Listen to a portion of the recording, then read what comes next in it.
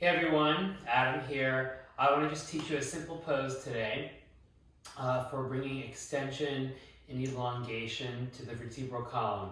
So this is in the category of prone back bends, where we're lying on our abdomen and resisting gravity upward.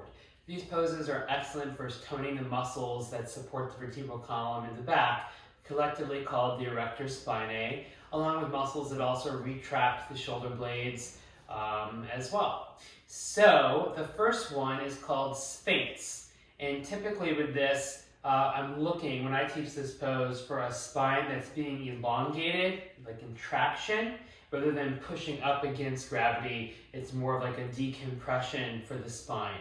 So what I like to have students do is to place a blanket over their mat, just for support of the pubic bone. So I'll lie on my abdomen here, so that my pubic bone and pelvis is supported.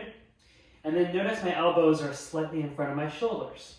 That gives me the ability to pull, almost to draw my spine forward and out of my pelvis. I spread my fingers as though I'm like in Pincha Mayurasana, forearm balance. Shoulders relaxing down, and I'm not really going up yet. First thing I might do is traction my feet and my hips, I should say. So lift one foot up, reach back, place it on the floor. Another foot up, reach back. You also might notice how my feet are a little wider than my pelvis. I like this because it allows the low back to be more mobile and extension. Often folks bring the feet together. You can see here my glutes contract.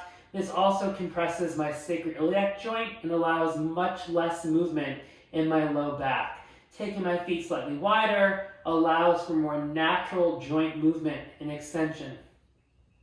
So with here, I anchor my feet, firm my thighs, and my pelvis is pressing down, not tucking, it's just anchored.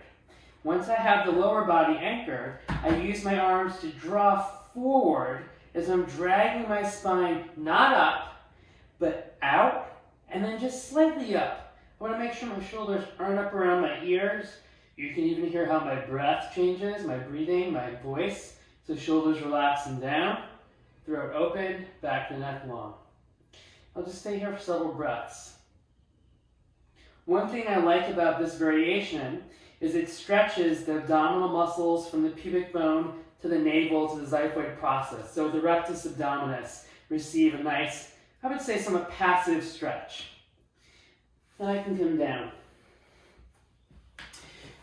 So that's just one variation of Sphinx pose. Excuse me, I'll usually teach that in the beginning of a back bending sequence, especially those prone back bends, which I'll show in another video. So thank you so much for watching, and stay tuned for more videos.